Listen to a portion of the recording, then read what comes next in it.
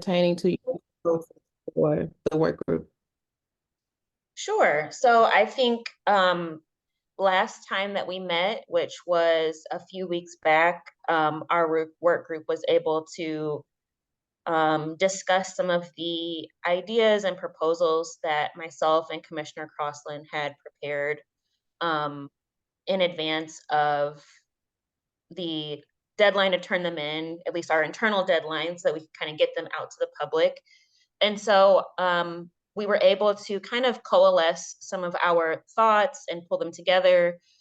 Those have since been circulated and shared amongst the commissioners. And I know that that's going to be a great fodder for additional discussions as we move forward.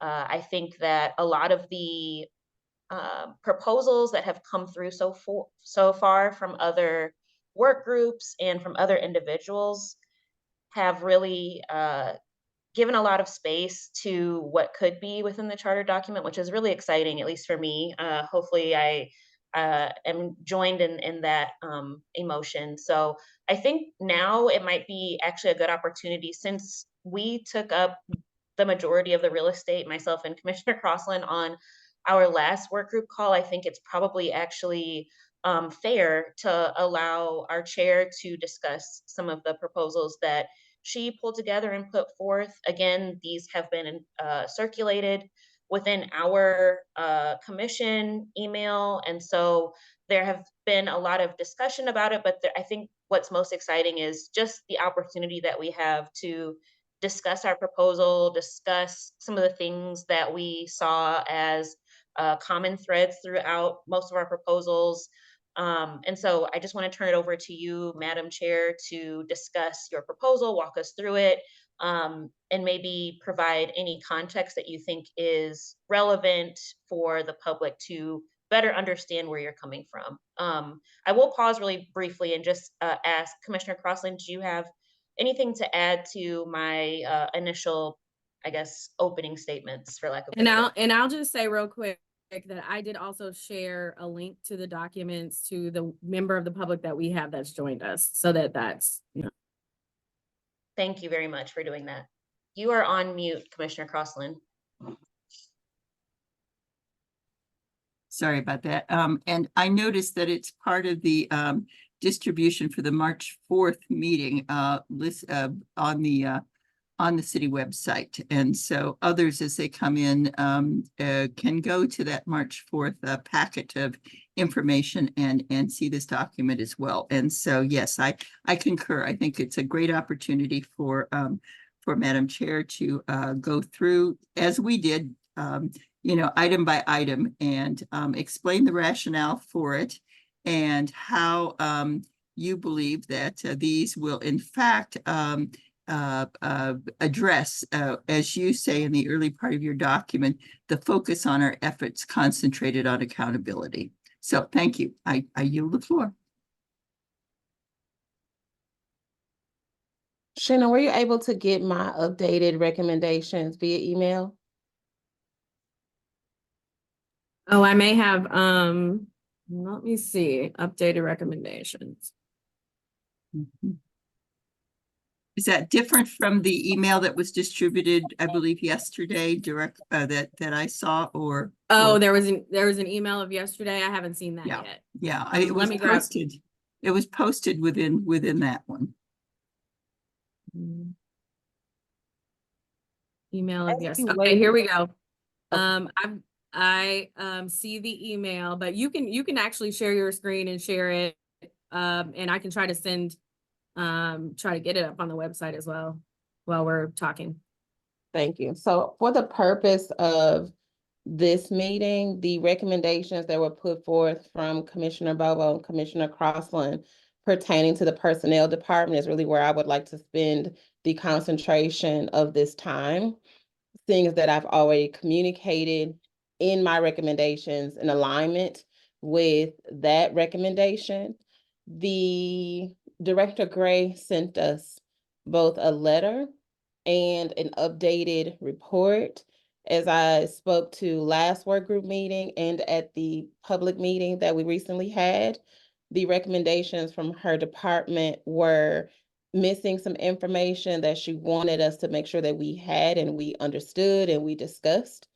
So I'm not sure if we can share the screen to her documents so that we discuss them in this work group since she is a part of our purview. So you can go online and access that, and you can share your screen. Everyone on that's a panelist can share their screen. So if Right. you'd like to do that, we can follow along. I will do that. I'm doing that now, but I want us to all turn our attention to that document as I get it open, Great. and that is what we'll be discussing.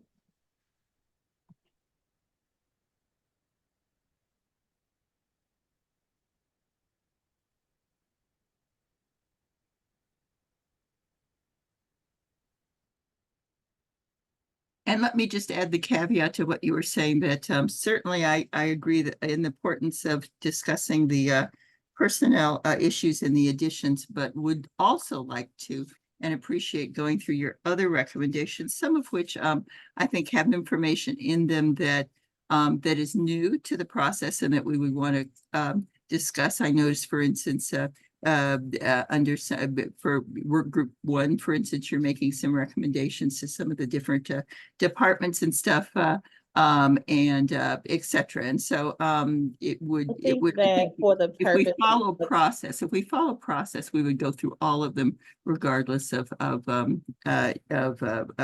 you know, in what order. Commissioner Crossland, I'm stating that I'm going to review for the purpose of this time, Dr. Gray's recommendations and her letters. Everything else that I put in my recommendations were due to being omitted from the recommendations of this group. My recommendations recommend or put forth my perspective on the other work groups, which were designed for the public meeting. So for the sake of this work group and the articles that we're covering, Sonia Gray's recommendations are most appropriate in alignment with Work Group 3. Work Group 1 and Work Group 2's recommendations are separate, and those recommendations have already been discussed and reviewed collaboratively in partnership with those commissioners in their work groups already. And those links to those videos are also in my recommendations, which I plan to discuss in the public meeting as a collective body. But for Work Group 3, the Director of Personnel's office is the only article in which my recommendations reflect for this work group session. So for the purpose of continued due process and collaboration and partnership, which we're supposed to be doing pertaining to our articles, I'd like to keep it focused on the articles that we are supposed to be addressing. Work Group 1 and Work Group 2 articles were not assigned to Work Group 3. So Well, I do have a yeah, go ahead. follow-up. So I'm totally in alignment with due process, but if we're also following due process, then we would emulate the way that we carried our last work group meeting, which, as you know, I believe we were assigned 9 or 10 articles. So while this one is absolutely important and we can spend a good chunk of time kind of going through those recommendations as were outlined to us by Dr. Sonia Gray, I think it's also imperative that the public is able to hear directly from you as the chair some of your thoughts around your other, commentary provided in your proposal. I think that that's also important. So maybe I'm It is important, and misunderstanding. it's going to happen at the public meeting. It's not going to happen in this forum because I was omitted from this group's recommendation. So in order to keep it consistently focused, as I've stated prior, on what this work group was designed for, I believe that Well, the perhaps, recommendation associated to Director Gray's letters, which I'm looking for. Sheena, if you could. what I suggest, what understand I this would suggest document. that part of the confusion might be focused on is that that your report includes recommendations that are part of work group 1, 2, and 3 versus only a recommendation for 3. And should that have been your intent, then it might have streamlined the understanding and process had you broken up your recommendations for work group 2 and work group 1 and place those within those work group reports to the public rather than in work Well, group Commissioner 2. Crossland, And that was why we were confused. okay, so to clarify the confusion, my recommendations were reflective of all the work groups. As chair, I attended all the work groups. I compiled all of the recommendations in addition to the recommendations that I would like to put forth for discussion for the public meeting. And again, I'll state, because I was excluded from this work group's efforts pertaining to the recommendations, I don't think that it's appropriate to discuss work group 1 and work group 2's recommendations in this work group that was designed for specific articles to be addressed. So I Certainly. understand you all's confusion, but I'm stating my position and what it is that I plan to do. Okay, so for me, I don't think I necessarily need a rehash of work group 1 and 2, but being that you are a member of work group 3 and the public hasn't heard what you've pulled together, to your point for being excluded or omitted, I do think that it still is important for people to hear what you've pulled together. If you would like for me to read it to the public right now, that's okay. It sounds like you don't want to do No. that. I've stated Um, already that I am going to communicate my recommendations at the public meeting on March 4th for the public to hear, which they've already seen. And that is what I plan to do with my recommendations. You all have decided to do what you've perceived to do with yours, and I reserve the right to do the same with mine. okay. Thank you. Shayna, if you could assist me in finding Director Sonia Gray's documents. There are a ton of emails in my, I'm just trying to get your updated document posted really quickly. okay. I'm trying to find her document. And even in searching her name,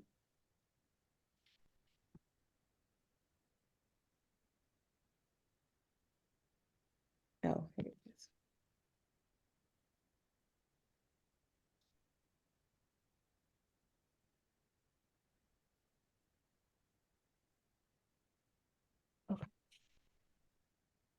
Did you find it? I did.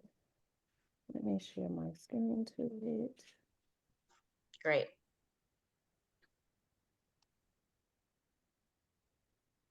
Okay, can we all see my screen?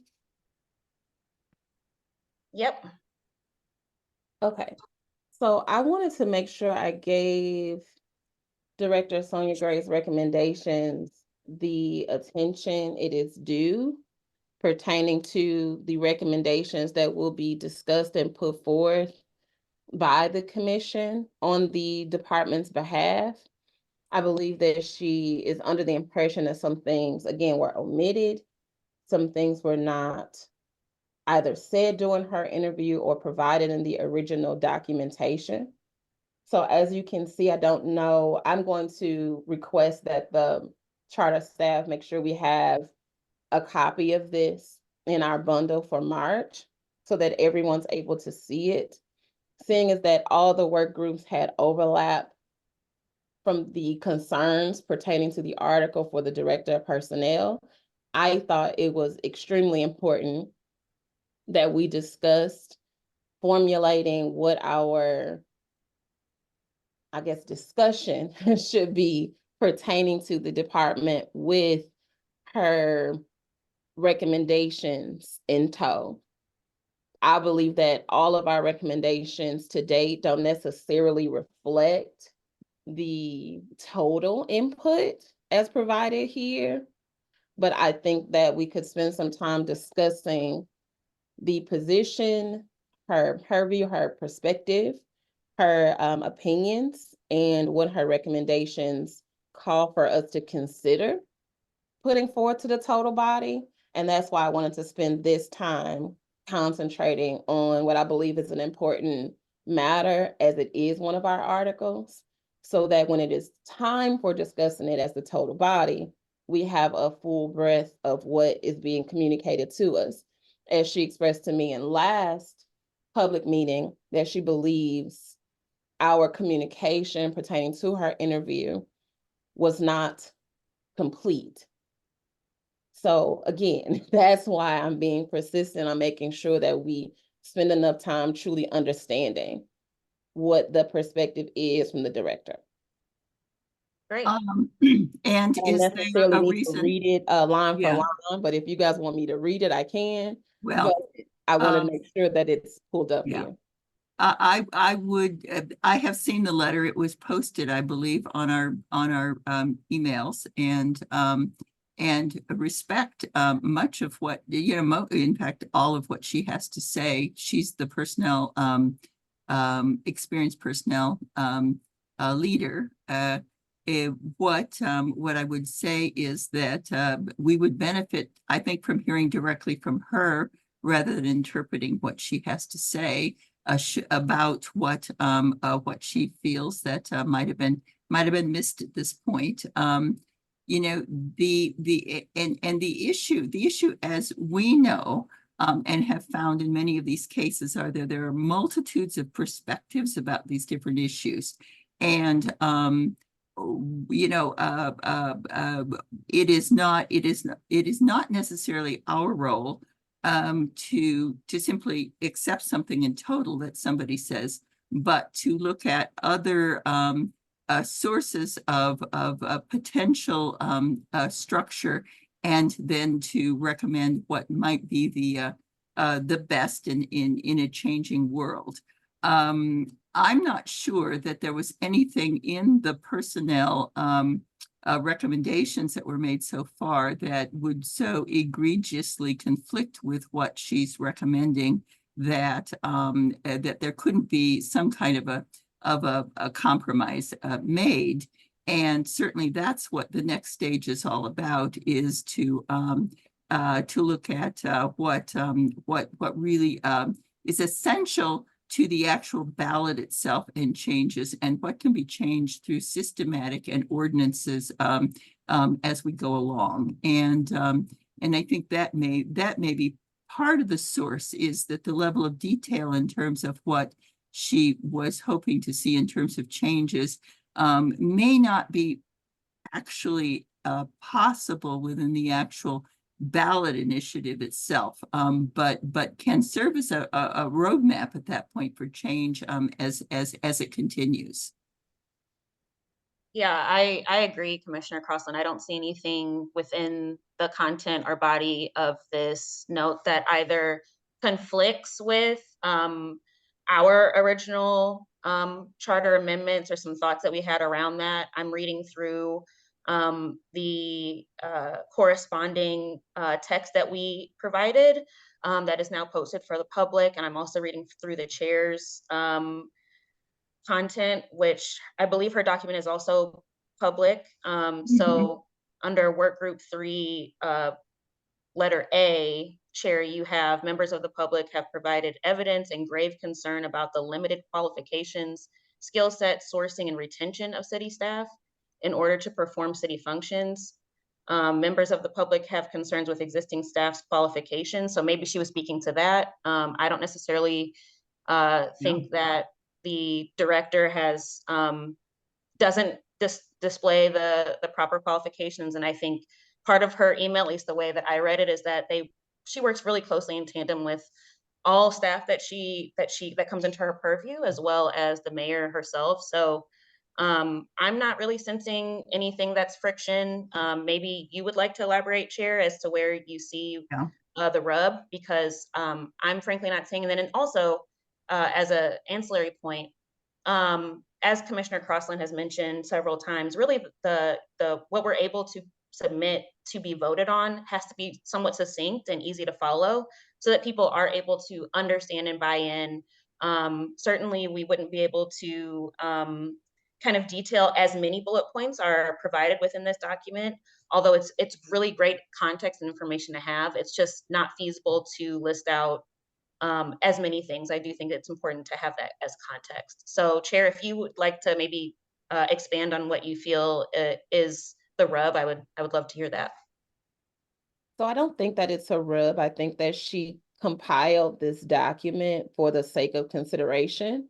And because we requested testimony and information from the internal staff, directors, elected officials, and personnel pertaining to what they believe should be considered as a recommendation or change the charter. So I do think that these items should be considered. We haven't even determined how we're going to present items on the ballot, but since we're revisiting that, we got presentation from the Board of Election pertaining to the areas in which our concerns were primarily being brought forth on how that looks and how it is to be itemized and communicated and dispersed to the public. We're also having a special meeting coming up here also on March 4th that's going to communicate the importance of including most, if not all things that are reflective to the charge that we have.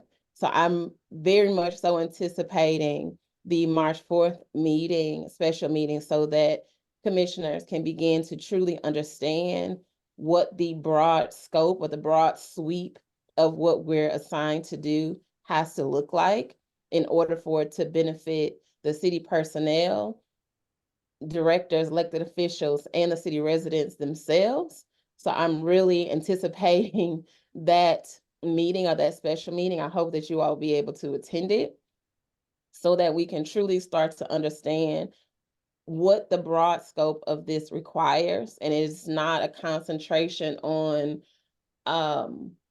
how much to not include, but really what the focus of this work and these efforts are. And for example, I went to the 10th Ward's community meeting on Monday, on my actual birthday.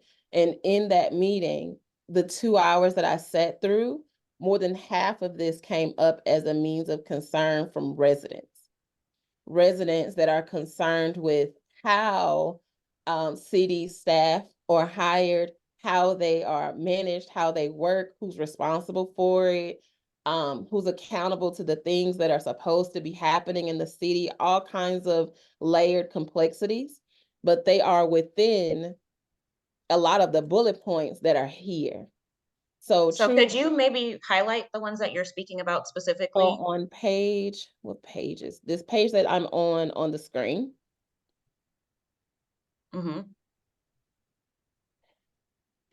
Where it says talent acquisition specialists have been assigned to support specific departments. The aspect of capacity came up a count of 6 times Monday at the town hall.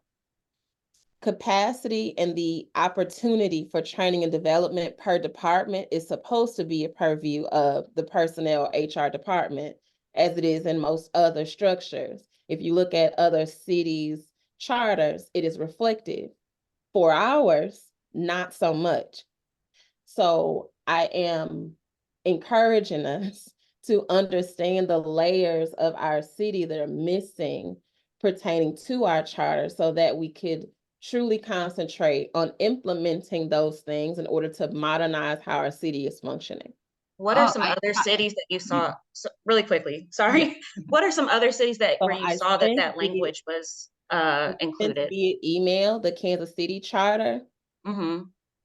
And that's really the modernized version of the charter that I've been connecting what our city's framework could really look like as far as modernizing. But I've also shared with some of our special meeting presenters some of the other states that I believe we could look at that have modernized their charters. So we've looked at some East Coast states. We've also looked at Midwestern states. But for the sake of what I've already shared, the New York and the Kansas City charters have been shared in this process to date. Some of the charters from Tennessee have been shared as well. If you look at, from an analytical perspective, those charters in comparison to ours, a lot of aspects for our major departments in the city are missing. And I believe that's why they're overlooked and why they don't get considered. And then we have this spiral effect to the residents that isn't a concern. Mostly in these discussions, we're hearing a lot of not overwhelming the ballot, concentrating on specific or certain things. And I think that the issues that we're really coming across are much broader than some of us would like to consider. But I'm encouraging us to consider the fact that the problems the city is facing are broader. They may even be beyond the scope, like Commissioner Crossland said, of the charter, but some of them are charter amendments. And if you look at the article for the personnel department, a lot of functionality is within the articles. I know that a lot of commissioners have a perspective that some language should not be in the charter, but if you look at the sections of each charter, functionality is a part of the charter language. What a department does, what they're concentrated on, who's responsible for it. A lot of those, I would say, consistent perspectives are, in fact, in the charter. When we had the Director Gray to read, she was actually reading through her article on the interview.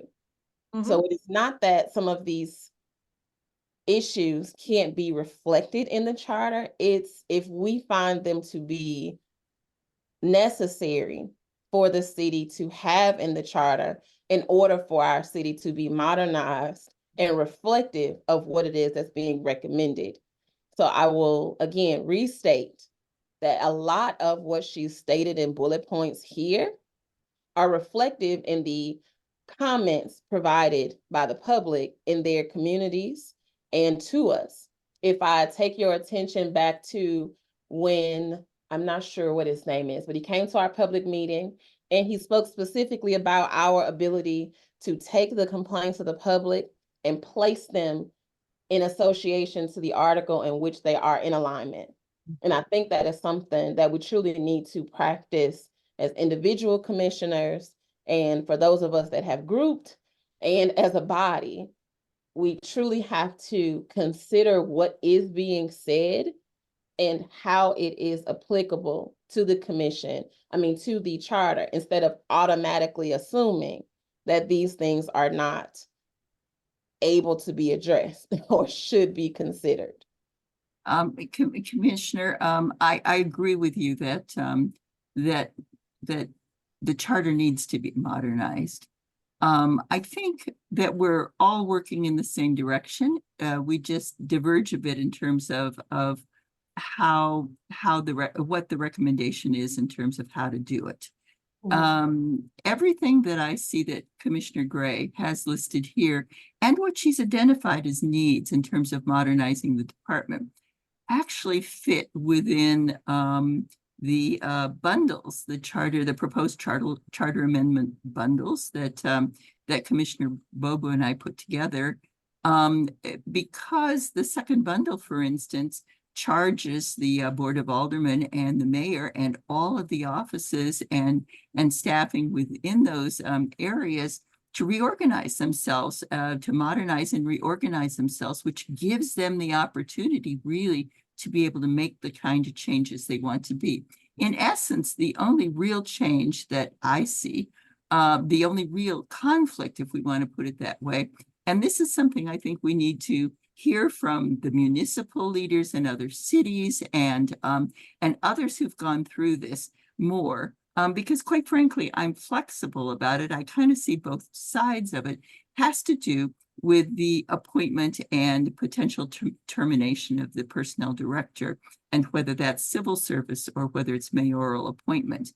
Other than that, I don't see anything else here that really is even unanswerable within the what looks like broad and very simplistic statements of that might be part of charter reform, but would actually free up individuals and departments to make the kind of changes that in fact you and the community have been requesting.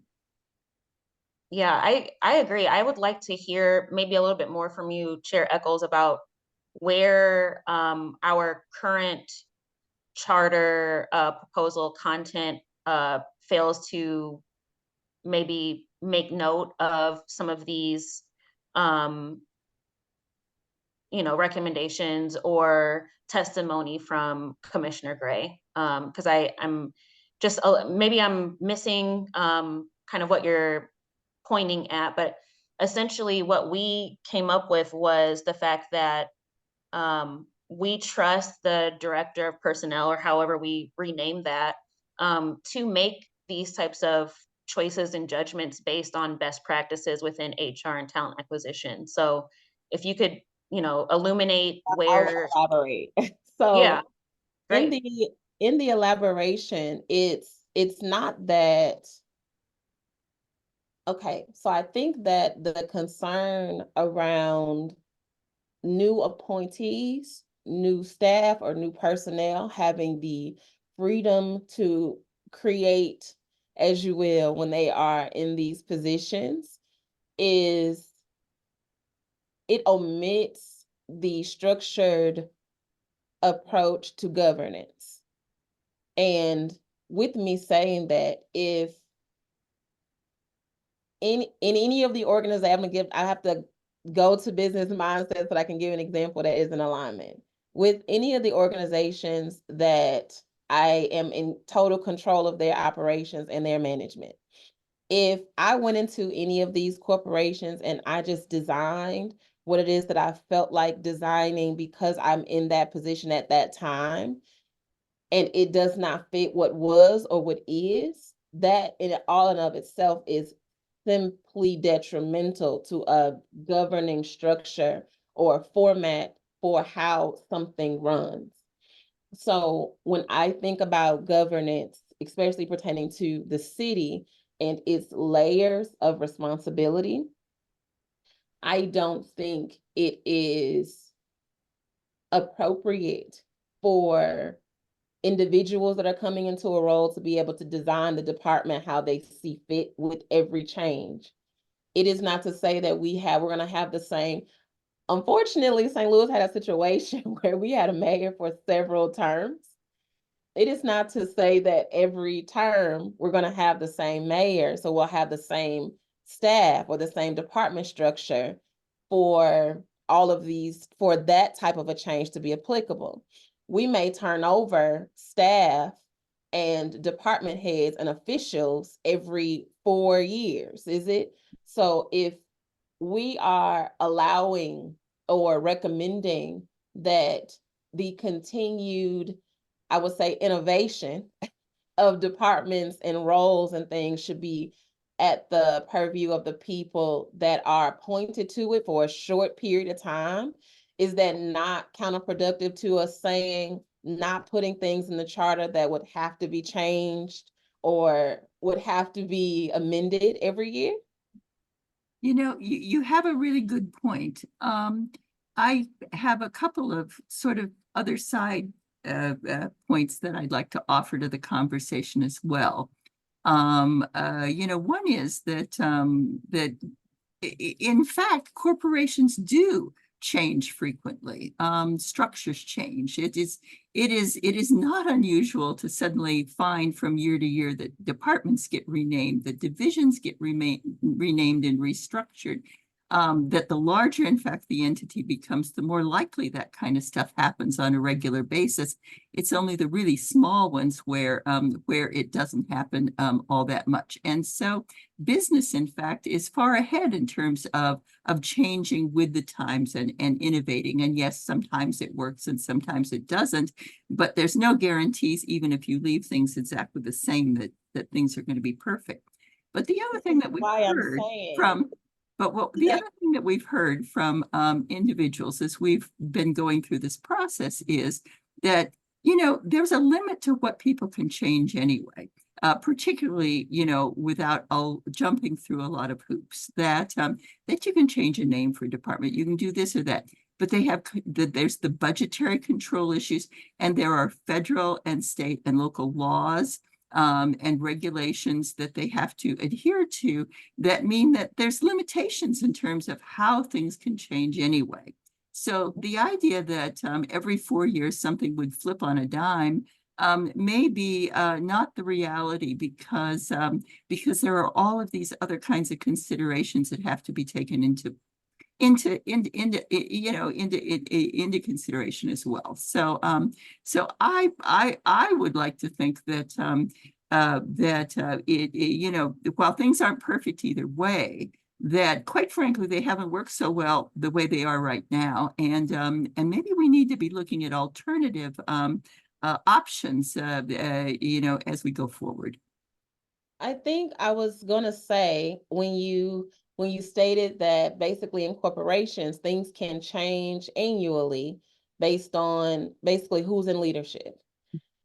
Unfortunately, the city government does not have such flexibility, which was my original concern when I laid eyes on the charter, because of some of the titling and some of the language. It alludes to that reality when is definitely not the case. It does not have that kind of, the city government does not have the fluidity and flexibility of a corporation, a business or company, which is why that space continues to be what it is. City government is the complete and total opposite, as it has to respond to the legislature of the state. And then that body has to respond to the federal legislatures of the country. So the concept is, unfortunately, this work is not and cannot produce the level of flexibility that is being requested. And we've even heard it in some of our interviews. We've heard it in Work Group 1 and Work Group 2, where there is a request for omittance of things so that there can be fluidity and flexibility. And I think that given the current structure of the document, that it may be too much of that in the current charter. Because again, as I sit in the town hall, a lot of things truly aren't being addressed because of the huge gaps in our governing structure. And again, I know that my concerns, and we have a lot of similarities across all commissioners. A lot of our pretty much unanimous agreement is in these specific areas. But what I'm communicating here now is that the broader issue is the gaps in the charter that permit us from that level of modernization, change, and progression that I believe I'm hearing in the town hall meeting, that I'm hearing even when people come to our public hearings and our public meetings. Is really a request for how can we do something as a city by way of this effort that moves the needle, and not just puts a Band-Aid on it or cover it up a little bit longer or benefits a certain group of people, but truly progresses the entire city as a place by So, way of how we're functioning. based on that and based on what we've shared today, what is your recommendation then, Chair Eccles, based on this testimony that we have here in print version from Commissioner Gray about the personnel and the articles that reflect that? I think in the document specifically, every bullet specifically pertaining to employees, capacity, training and development, and the process for all three of those things truly needs to be considered in the recommendation put forth for the personnel department or human resources, as we so recommended. I think that Yeah. those are the overlapping areas in the other two work groups that conflict with this article that's assigned to us. So again, I'll state the bullets associated to the actual employee process, the recruiting, retaining, retention, onboarding, offboarding aspects of her recommendations, the sourcing of I guess that belongs in recruited, depending on how you Mhm. look at it. But the Mhm. sourcing and then the training development capacity and the subcontracting and the talent management aspects of what she outlines in her recommendation, her testimonial document is truly what I think needs to be added to the recommendation for the personnel department. I note here, under your bullet point that what you specifically state is that as a result, I recommend that the completed, documented, and communicated recommendations of the current HR director, director of personnel be implemented as is, as they reflect the above changes in addition to department restructuring where applicable. And so what you are recommending is that we adopt the entire report that's been given to us by one of the directors. And I guess just from a point of view of fairness at this point too, should we move to do such a thing? Does that mean that every other person who has provided testimony, including the mayor and the president of the board of aldermen, etc., who have also provided specific information like that, should we adopt their recommendations in total as well? I think that, I don't know about you all, but via my email or this work group, this is the only document that I have received pertaining to an article. Everyone else's testimony, I believe we've considered, including every article presenter asking for language and pronouns and titles and the omittance of certain things, which is also in my recommendation. Everybody across the board has consistently requested that, which I believe that as a commission, we're in agreement with that angle of those recommendations. But I don't believe that we've omitted anyone's recommendations to date. And I think that because the personnel department and the impacts of the personnel department overlaps and affects all the articles that we're being assigned, that it should be primarily the focus for this work group in discussion on March 4th. So it's on the recommendation for it to be considered so that as a total body commission, we're looking at this document for the overlap that impacts and affects the other articles to truly consider it. And I believe that Director Gray did a good job in compiling this document, and I think it answers a lot of the questions that are coming out of the other work groups pertaining to the department in order for it to be addressed. So it's not just the acceptance of her testimony or her recommendations as is. I think that it should be permitted for discussion, and each work group finds the areas in which they too have found concerns come up in every work group before we had Dr. Gray on for an interview, that the personnel department the issues stretch across all the articles, which means that it totally is the nucleus impact for how the city is able to function, primarily because the majority of the staff and personnel and whomever come through that office. And so whether it's Dr. Gray Director Gray or the next person, I believe that these concerns do need to be up for discussion to be addressed, whether they make it through the vote for recommendation or not for the ballot. I do believe that they do need to be discussed per request from the public, per request from the department itself, and from other work groups and commissioners.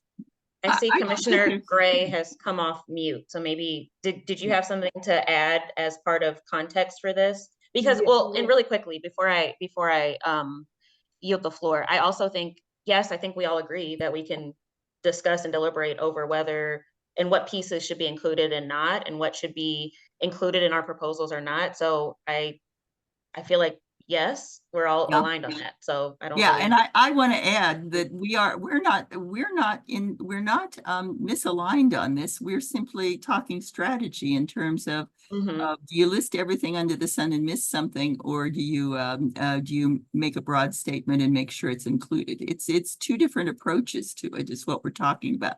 But anyway, Director Gray, Yeah, did you want to say something? good afternoon, Commission. And We in my can't hear you, Director Gray. I can.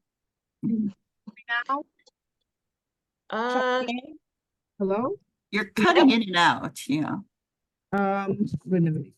What about now? Can you hear me? Okay. Better, yeah. I had to switch. Um, so in my role as non-voting member of the commission, just for a point of clarification, and I'm sorry for being late, I was tied up in another meeting. And I kind of sort of like of course, I've come in the middle, close to the end. But the document that is listed here and the items that are listed there as bullets, I just wanted to make sure that everybody understand that these are things that the Department of Personnel has actually already executed and accomplished with Right, right. that was clear, not Yeah, I concur that that was the way I read them as well. They're not recommendations, they're things that you've accomplished. okay. And there's no dispute, and you've been doing great work. I think that we're quite frankly, we're discussing whether the report should go to the full commission, and I believe it already has, and that all of the work groups, including ours, are looking at what you've accomplished, what you want to be able to accomplish, and trying to ensure that that continues to build, and that we have a strong personnel department that is inclusive of these and other kinds of needs throughout the years. As I said, the only thing that I see that that is a potential conflict between what we've discussed already and not, at least within our group, is the question which you rightly have identified of should the director of the department be civil service or hired by the mayor? And my response to that is, I don't necessarily know.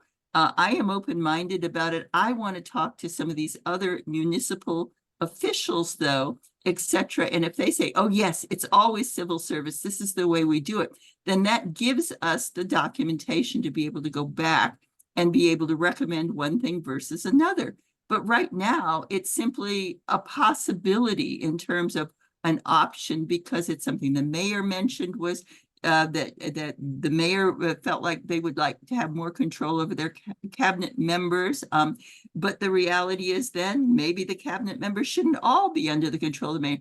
We don't know. These are things we're working through, and that's why we're talking to people who are knowledgeable like you, so that you can offer your opinions at that point and help us then to move forward.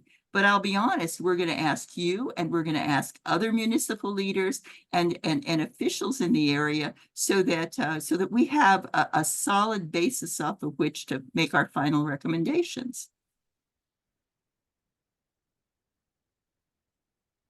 I think you're on mute, Commissioner Gray. Okay. As you go through your research, I would also encourage you to speak with other HR professionals, right, to get their perspectives as well. I think is a critical point also. Yes, absolutely. And thank you for that recommendation. It's not like we want to mess things up, but the thought is that we want to be able to look at the core structure and allow for a structure right now that enables you to be able, you or whoever is in your role, to make the changes that are necessary so that you can continue to make progress. That's what it's all about. And it's not by tying up your hands with 50 different rules that go into the charter, but it's about enabling the charter to be flexible enough for you to be able to make the changes that you need. And that's just the point to why some of the statements, at least that I have thought about so far, are more succinct than people might necessarily like or want. But the idea is the broader you try to make them, the more things you miss, that becomes a challenge as well.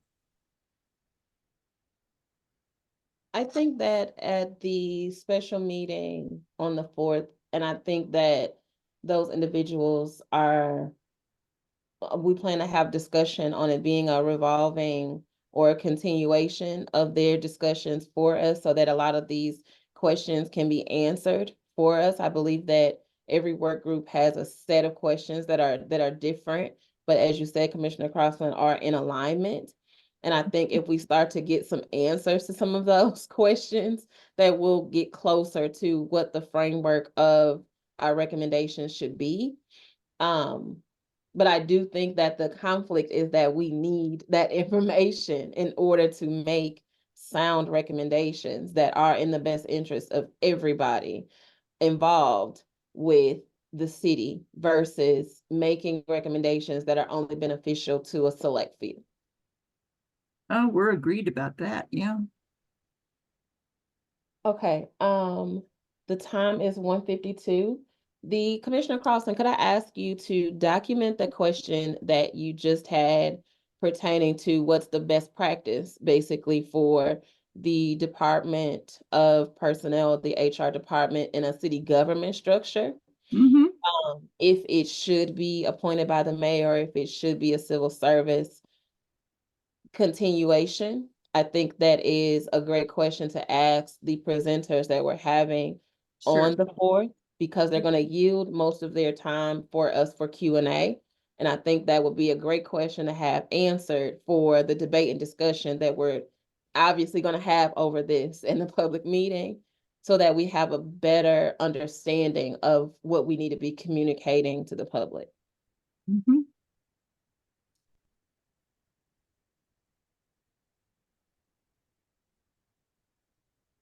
Do we have any additional, Director Gray, did I miss anything with, I know that you came off mute to give us insight on the fact that you have pretty much done a lot of the things in the bullet points, but did we miss anything in addition?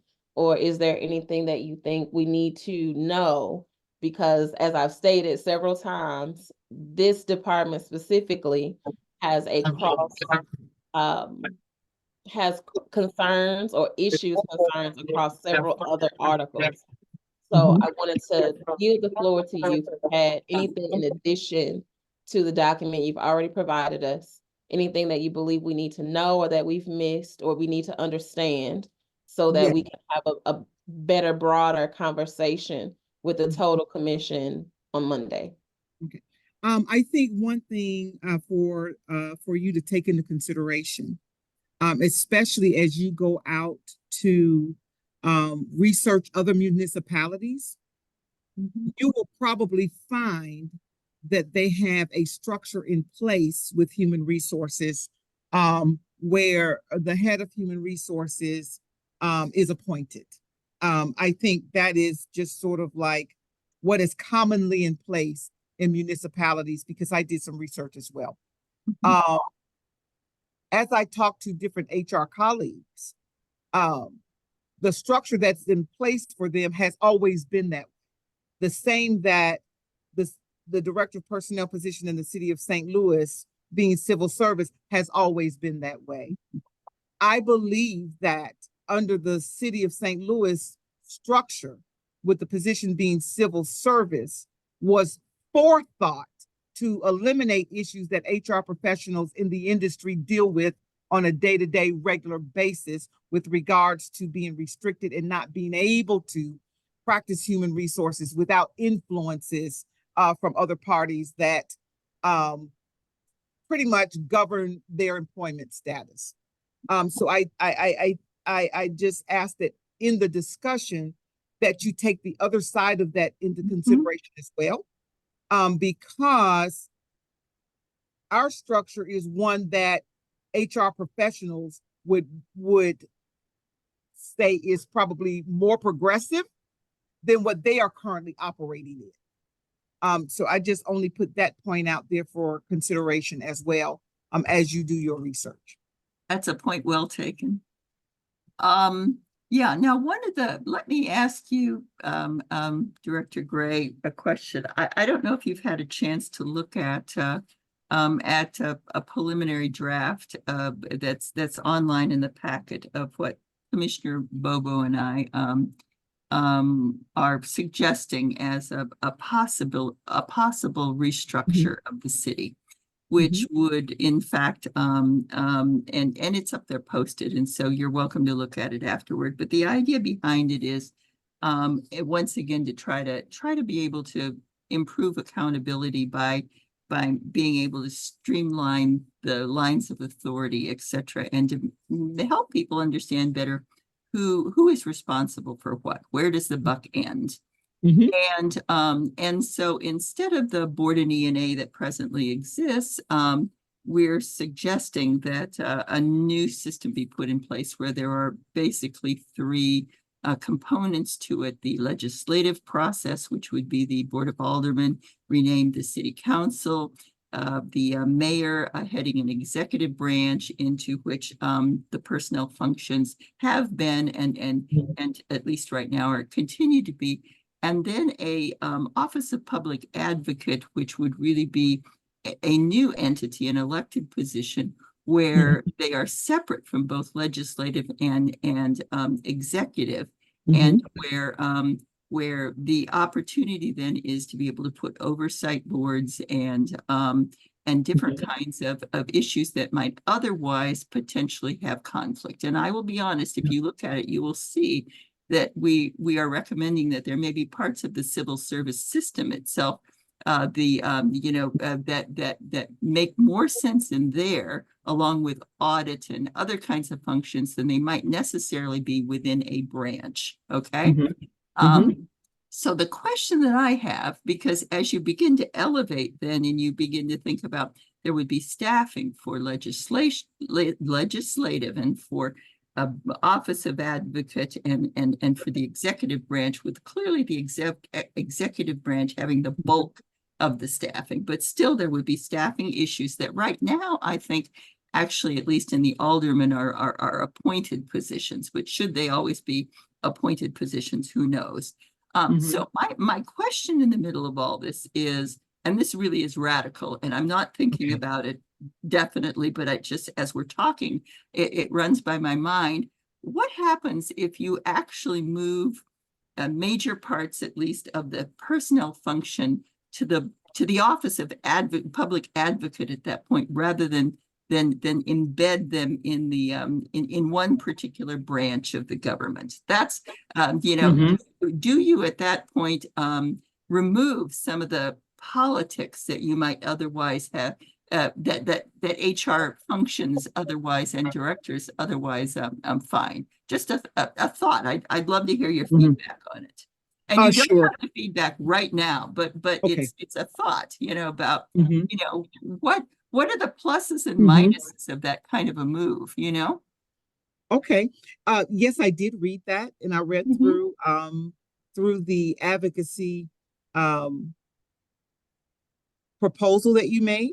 The initial thought that popped into my mind was, does that create more bureaucracy? How would under that umbrella would the personnel department function? And so for me, it was more of a functionality standpoint, and whether or not that really created more bureaucracy. The other thing that came to mind that I have not done any research into yet is that in the charter, it references an organization that existed before where personnel reported. I don't know really the function of that organization, but I wanted to look into that a little bit more, to understand that, to see if the advocacy group, if we would still have any potential issues, because that my understanding is that is one of the reasons why the civil service system developed, was because of this organization or this group or this board in which personnel fell up underneath before. So I'd like to give it a bit more thought, and I could be prepared on Monday if I needed to, give some feedback on that. I could, but I just give some more thought. I'm sorry. Please be prepared. Yeah. Okay. Oh, okay.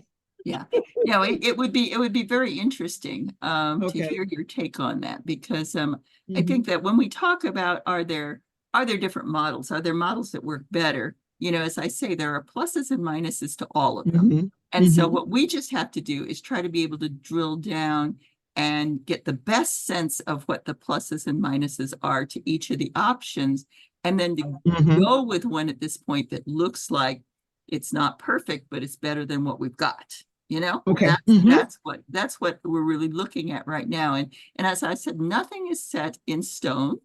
We're at the stage in our thinking where it's just, let's get something out there so that people can react to it, because you don't build a better widget by having nothing in front of you, you know? Okay. Mhm. And so this is, but I don't have strong feelings about any of the stuff that, you know, that was in our initial draft. That's just a way to kind of look a perspective to look at it. And but what's curious is that much of what we've been, that we sort of threw out in our initial game plan, whatever draft, is not unaligned with what's coming out of work groups 1 and 2. And Mhm. so there are some commonalities, at least in terms of how we're looking at certain kinds of issues. And so I think there's some basic ground there off of which we can build something if we can address some of these kind of issues. Okay. I'll be prepared. Thank you. You're welcome. Shanna, if you could see if there's any members of the public that would like to contribute to the conversation, since the time is now 2 o'clock. It looks like we have 2 members of the public. If you all would like to speak, just let us know.